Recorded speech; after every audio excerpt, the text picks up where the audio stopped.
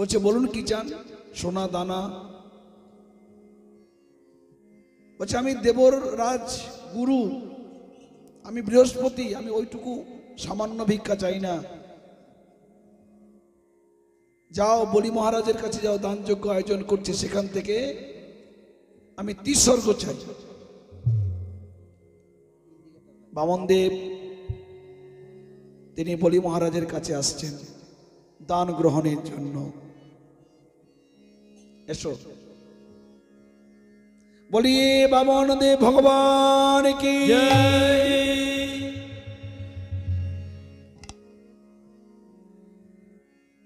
বামন ভগবান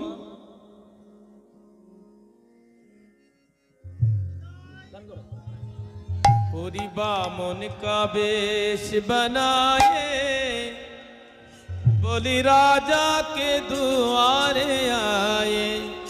हरि बामन का वेश बनाए, बलि राजा के द्वारे आए। होरी बामन का वेश बनाए, बोली राजा के दुआरे। बोलिए बामन भगवान की। बलि राजा के द्वारे आए।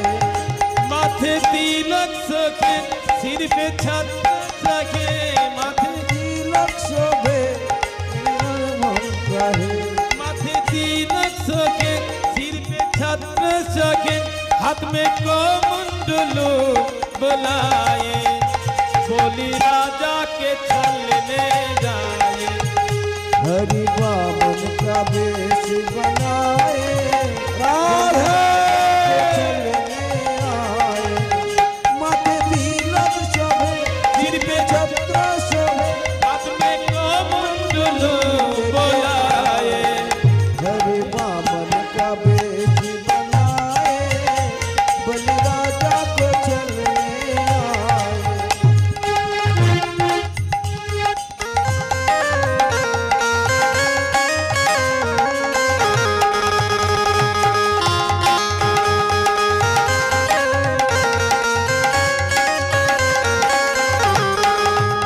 सर पे जानू धरे, सिर पे चटी सके, सर पे जानू धरे, सिर पे चटी धरे, चरण में खंडा में सुहावे, बोली राजा के चलने आवे। हरि बामन का वेश बनाए, बलि राजा के द्वारे आए। बोलिए बामन भगवान की।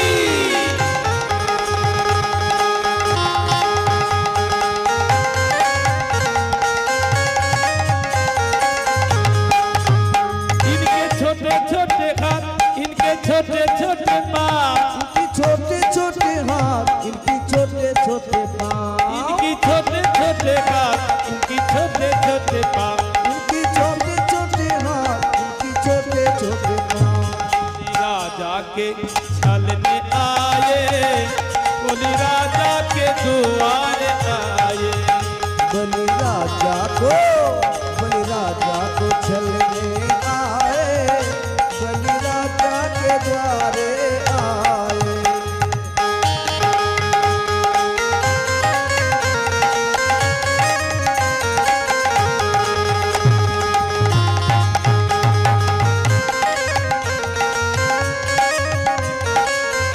उनके झोली कांधे होरी, उनके झोली कांधे धोरी, उनके माला गले पोरी, उनके झोली कांधे धोरी, उनकी माला कांधे धोरी, में माला, इसमें माला बगल दबाए, होरी बामन का वेश बनाए।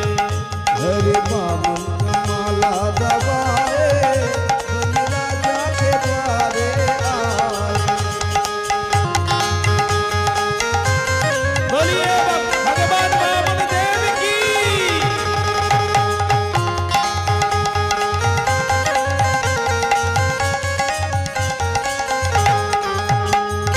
नन्हे नन्हे पाँव, उनके नन्हे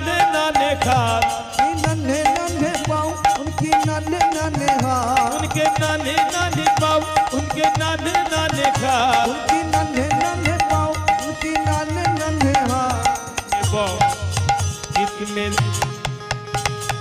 माला बगल में दबाए होरी बामन के छलने जाए उनकी माला बगल में दबाए बलि राजा के द्वारे आए होरी बामन का रूप बनाए उनके छलने आए होरी बामन का रूप बनाए होली राजा के द्वारे आए होरी बामन का रूप बनाए जाके छलने आए। बोलिए वामन देव भगवान की जय।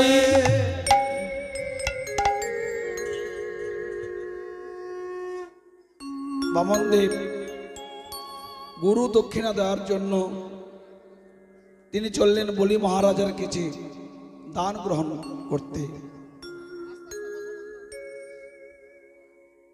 বলি মহারাজ রাজপ্রাসাদে প্রবেশ করছেন।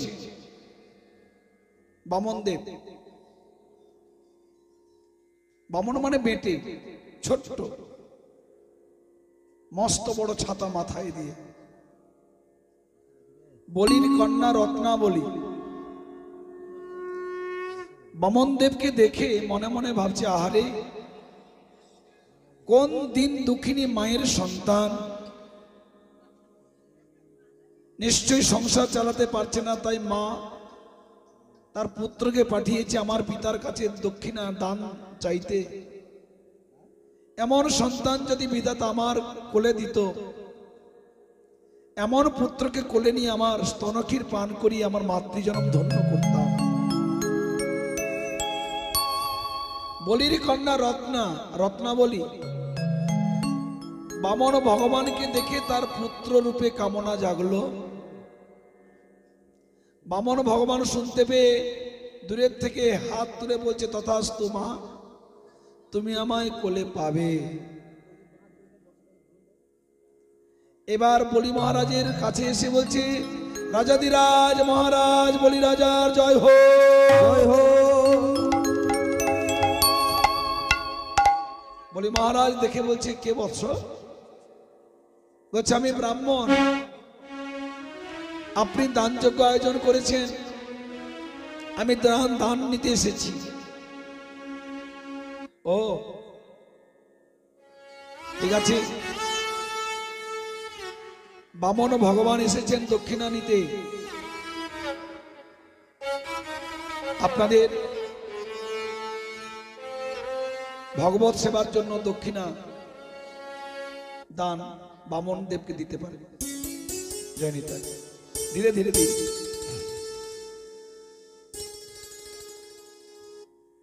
বলি মহারাজ বলছে, বলো তুমি কি দান চাও? বলছে, মহারাজ দান দেব, কিন্তু ত্রিসত্য না করলে তো আমি দান চাইবো না। কি এমন চাও যে ত্রিসত্য করতে হবে? আগে ত্রিসত্য করুন। ত্রিসত্য মানে কি? ঠিক আছে, তুমি যা চাইবে আমি তাই দেব, যা চাইবে তাই দেব, যা চাইবে তাই দেব, 3 বার বললেই ত্রিসত্য হবে। কিন্তু শাস্ত্রীয় নিয়মে, এটা লৌকিক প্রথা, শাস্ত্রীয় নিয়মে তিল, তুলসী, গঙ্গা তিনটে একত্রিত করে যদি বলা হয় আপনি যা চাইবেন আমি তাই দেব, চা মাত্র দিতেই হবে। যদি না দেওয়া হয় জীবদ্দশায় তাকে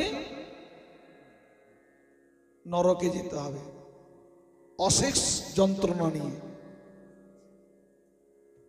তাই এবার তিল তুলসী নিলেন, তখনও গঙ্গার উৎপত্তি হয়নি। তখনকার দিনে মুনি ঋষিগণ গঙ্গা কিভাবে ব্যবহার করতেন?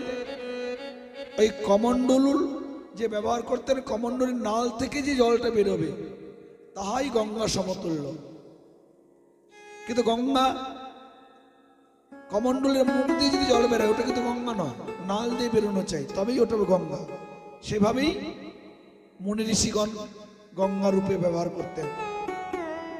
তেল তুলসী হাতে নিয়েছেন, এবার কমণ্ডল নিয়েছেন, জল দেবেন।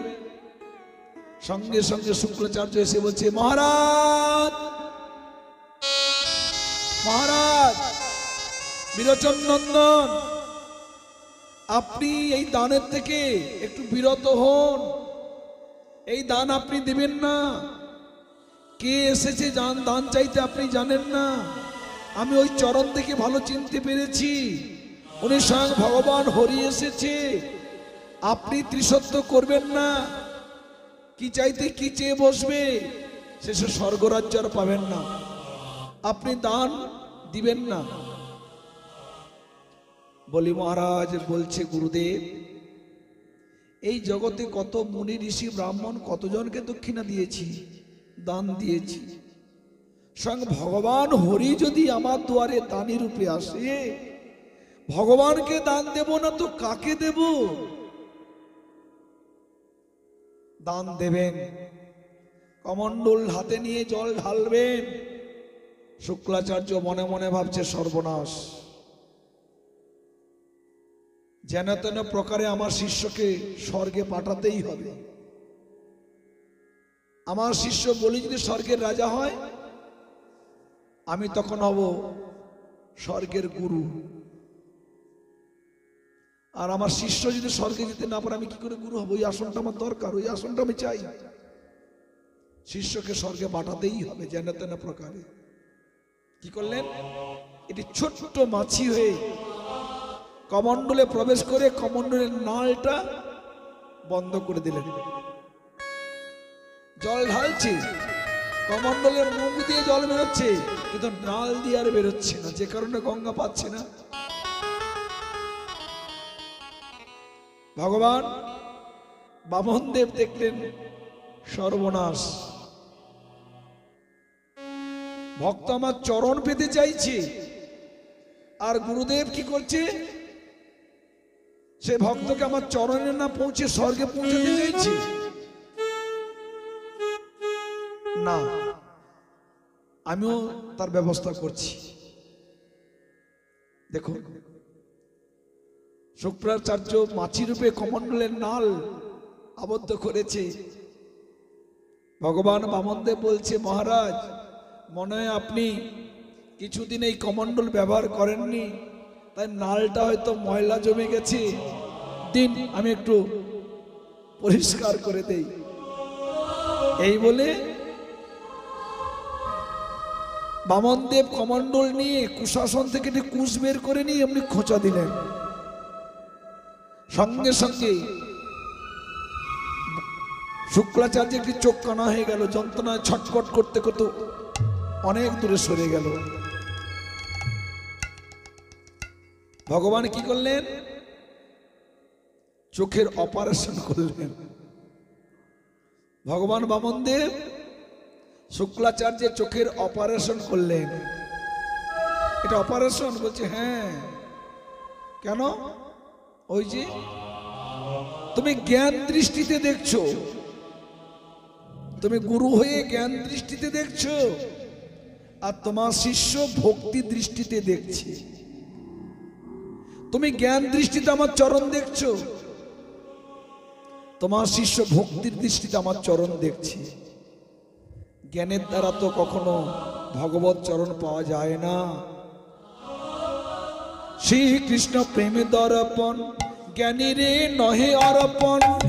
শ্রীকৃষ্ণ প্রেমে দর্পণ, জ্ঞানী রে নাহি অর্পণ।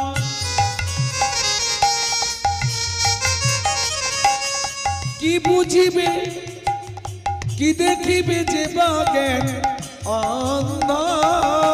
কি দেখিবে যে বা জ্ঞান অন্ধ। কি বুঝিবে যে জ্ঞান অন্ধ। শ্রীকৃষ্ণ প্রেম দর্পণ, জ্ঞানী রে নহে অর্পণ।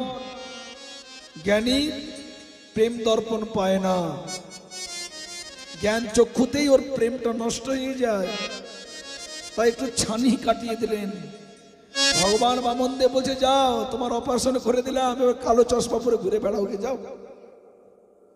দেখুন কোন শিষ্য যদি ভগবত চরণ পাওয়ার তার অভিলাষ থাকে, এমন শিষ্যকে কোন গুরু যদি তার নিজের স্বার্থ রক্ষার জন্য তাকে ভগবত চরণে পৌঁছিয়ে না দেয়, যেতে বাধা দেয়, শুক্রাচার্যের মতো তাকে এমন আঘাত পেতে হয়। সাধু সাবধান, ফের কহি করুন অবধান। ধ্যান দিয়ে শোনো, সাধুকে সাবধান করছেন। কমণ্ডলে জল নিলেন, ত্রিসত্য করে বলছে, তেল তুলসী গঙ্গা নিয়ে বলছেন, জানি না আপনি কোন ভগবান, জানি না আপনি কোন অবতার,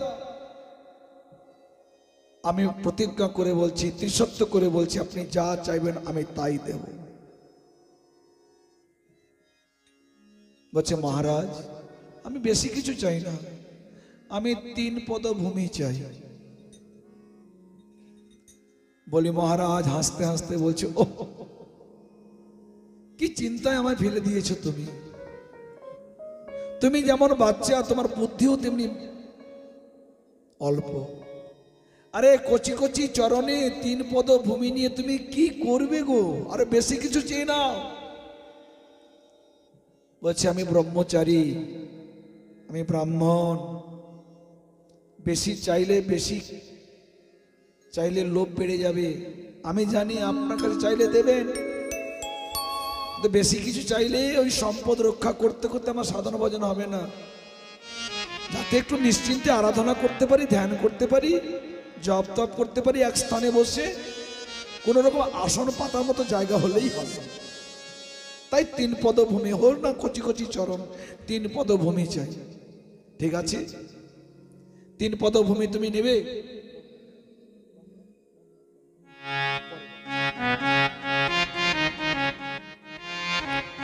তিন পদভূমি তাহলে মেপে নাও। যখনই বলেছে মেপে নাও, এইবার সঙ্গে সঙ্গে বামন ভগবান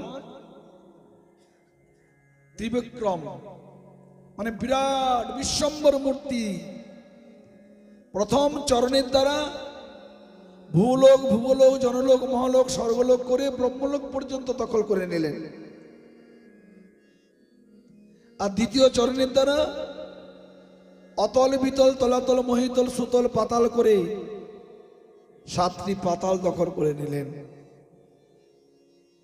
ওই যে চরণ গিয়েছে ব্রহ্মলোকে, ব্রহ্মা ভগবানের চরণ দেখে চিনতে পেরেছে, বুঝতে পেরেছে এই হলো ভগবানের চরণ। সঙ্গে সঙ্গে কমণ্ডলে জল ছিল,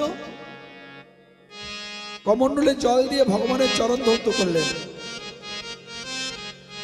আর সেই চরণ ধৌত জল আবার কমণ্ডলে রেখে দিলেন। আর ভগীরথ যখন গঙ্গা আনয়ন করলেন সাধনা করে, ওই ব্রহ্মার কমণ্ডল থেকে গঙ্গাকে আনয়ন করলেন স্বর্গলোক থেকে মর্তধাম, নিজের বংশকে রক্ষা করবার জন্য, উদ্ধার করবার জন্য। সগর রাজার 60,000 পুত্র কপিল মুনির আশ্রমে তারা ভস্মীভূত ছিল, তাদেরকে উদ্ধার করলেন। এই যে চরণ ধৌত জল ব্রহ্মার কমণ্ডলে, এই হলো গঙ্গা সৃষ্টি। বলিয়ে গঙ্গা মাইয়া কে मानत मैं गंगा माहू, हरि बोल। ना मानत बहता पानी, मानो तुम्हें गंगा माहू, न मानो तो बहता पानी। मानो तो मैं गंगा माहू, न मानत गंगा पानी। मानो तुम्हें गंगा माहू, न मानो तो बहता पानी। जो स्वर्ग निधि धरती को,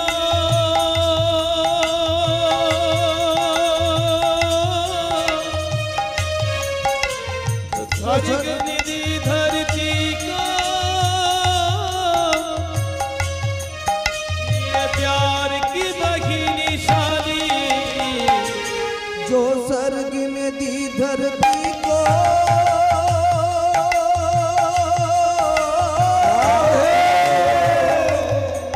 जो स्वर्ग में दी धरती को, मैं हूँ प्यार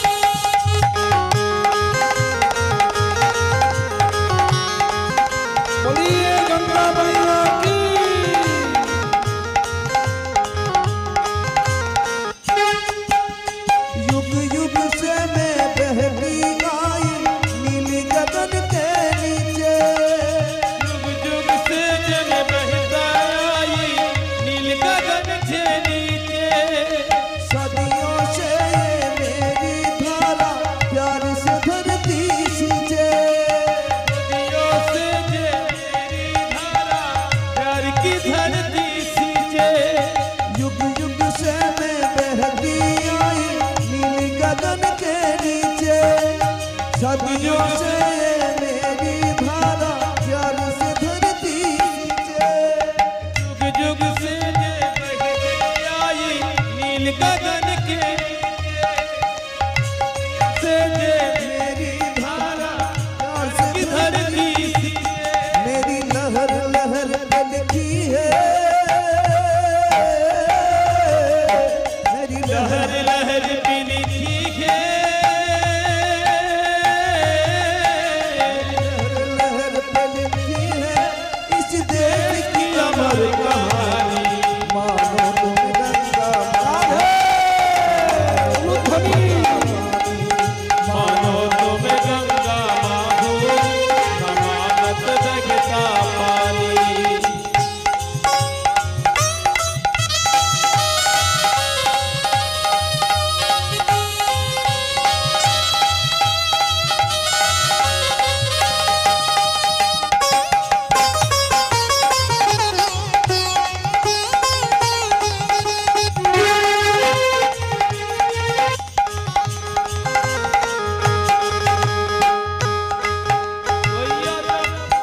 कोई गजब करे मेरी जल से।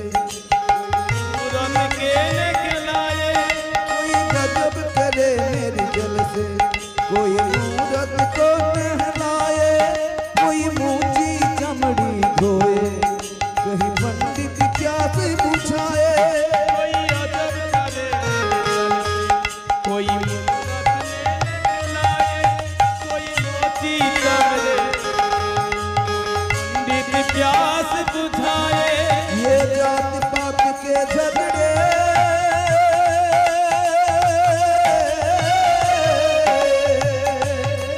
मेरे जात धर्म के झगड़े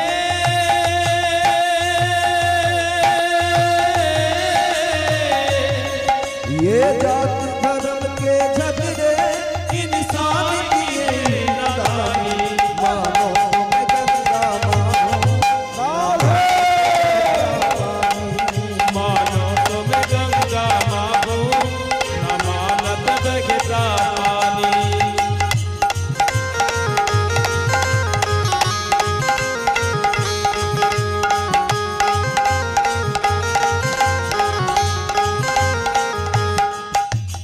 गौतम सत्य अकबर ने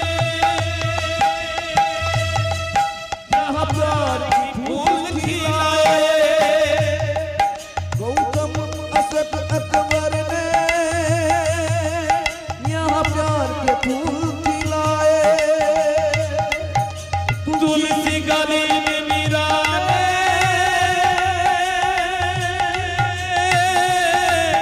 यहाँ प्यार के दीप जलाए।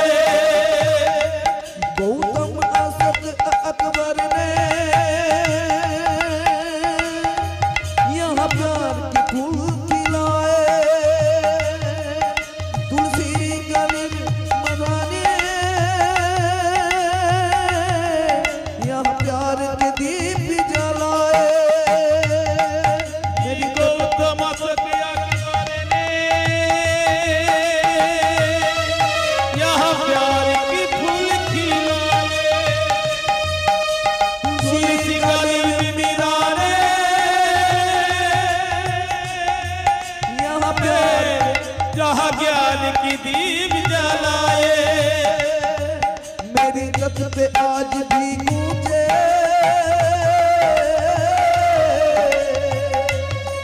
मेरे तट पे आज भी गूंजे। मेरी लत पे आज भी गूंजे।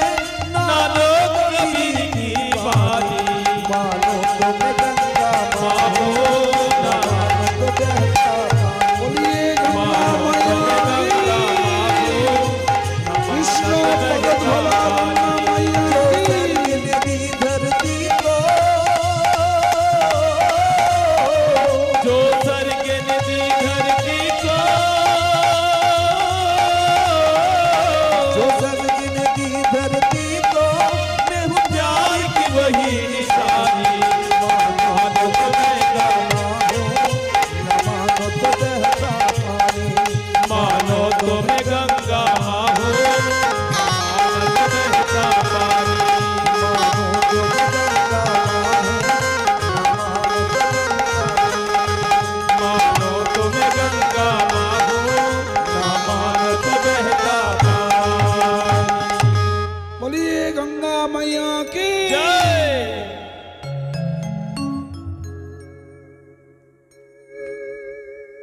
দুপদ ভূমি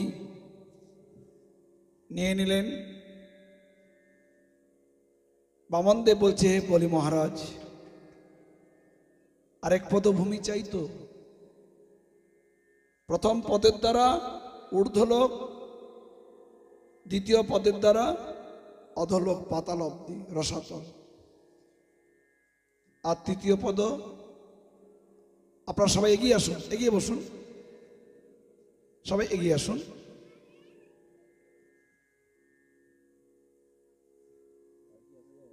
তখন চলে গেলেন নিজ স্ত্রী বৃন্দাবলীর কাছে। বৃন্দাবলীর কাছে গিয়ে মহারাজ বলছে, বৃন্দাবলী জানি না কোন ভগবান এসেছে, 3 পদ ভূমি চেয়েছে, ত্রিসত্য করেছি দেব, 2 পদের দ্বারা ব্রহ্মলোক এদিকে রসাতল পর্যন্ত নিয়ে নিয়েছে, আর জায়গা নেই। তখন বৃন্দাবলী বলছেন, ওগো স্বামী, নিশ্চয়ই ভগবান এসেছেন। সব থেকে মূল্যবান সম্পদ তো মস্তক।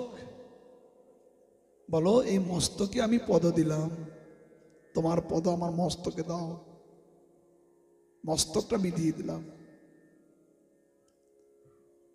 বলে মহারাজ সঙ্গে সঙ্গে ভগবানের চরণে নিবেদন করলেন, হে ভগবান, আমার মস্তকটাই আছে আর মাত্র আমার, আর তো কিছু নেই, এটুকু তোমার চরণে দিয়ে দিলাম। বলে মহারাজ মস্তক দিলেন। ভগবান মস্তকটি উপর চরণ রেখে বলছি, আচ্ছা বলি, তাহলে মস্তকটা কার? বলছে তোমার। তাহলে আমার তো? বলছে হ্যাঁ। বলি মহারাজ বলছে, আচ্ছা প্রভু, তোমার চরণ কার উপর রেখেছো? বলছে তোমার মস্তকের উপর। তাহলে চরণটা কার?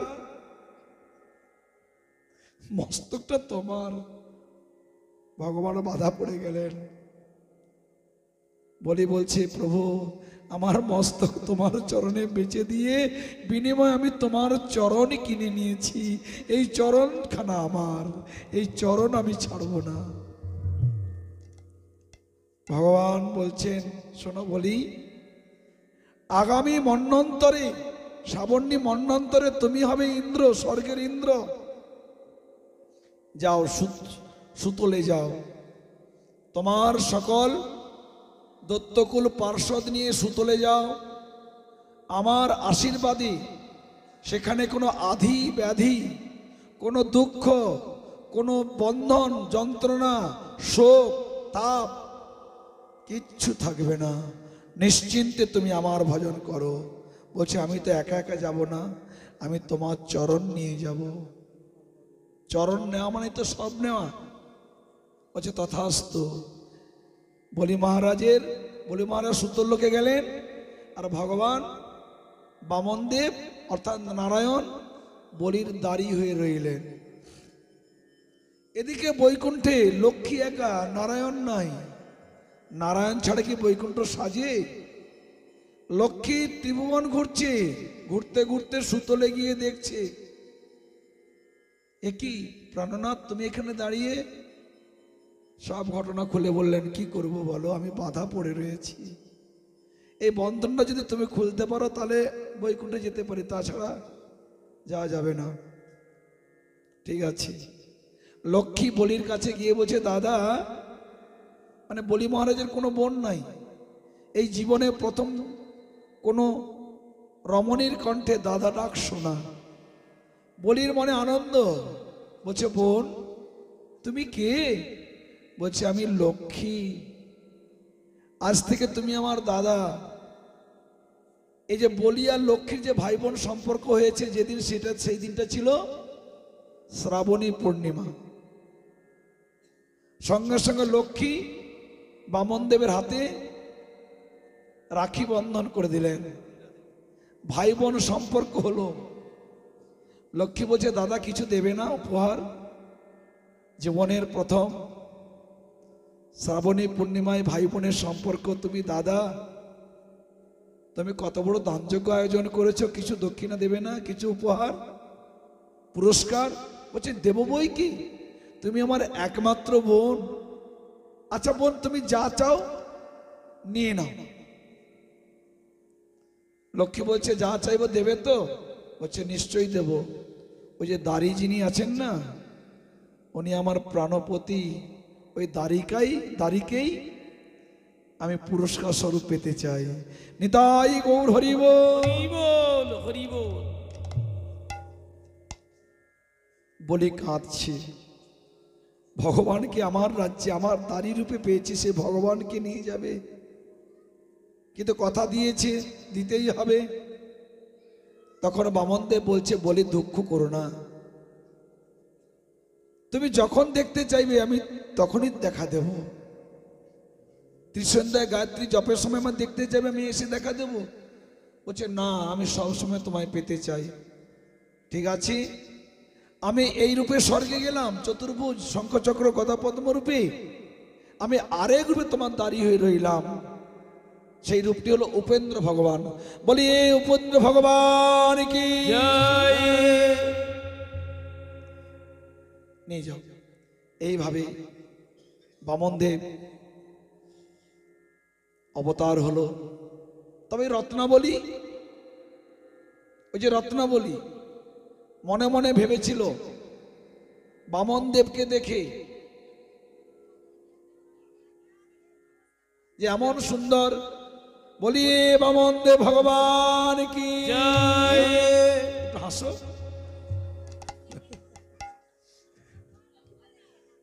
যাও না, ভগবানকে কোলে তুলে নিয়ে যাও।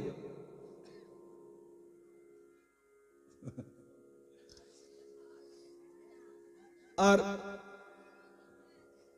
ওই রত্নাবলী, বলি মহারাজের যে কন্যা রত্নাবলী, প্রথম দেখে ভাবছিল কোন দিন দুঃখিনীর কন্যা, কোন দিন দুঃখিনীর পুত্র, নিশ্চয়ই সংসার চালাতে পারেনি, তাই আমার পিতার কাছে দান চাইতে তার মা পাঠিয়েছে। এমন পুত্র যদি বিধাতা আমার কোলে দিত, তাহলে স্তনক্ষীর পান করে মাতৃজনম ধন্য করতাম। ভগবান বলেছেন, তথাস্তু। এই যে বলিকে রসাতলে পা রাখলো, সুতলে রাখলো, আর যে স্বর্গে পাঠালো না, রত্নাবলী ক্রোধান্বিত হয়ে বলছে, ওরে দুষ্টু ছেলে, তোর এত বড় দৌরত্বপনা, এমন পুত্র যদি কোনোদিন বক্ষে পাই, স্তনের মধ্যে বিষ মাখিয়ে তোকে হত্যা করব। বলে, তথাস্তু, তাই হবে মা। সেই লীলা আগামীকাল শুনবো। এইভাবে তারপর বামন অবতারের পর মৎস্য অবতার, অষ্টম স্কন্দ।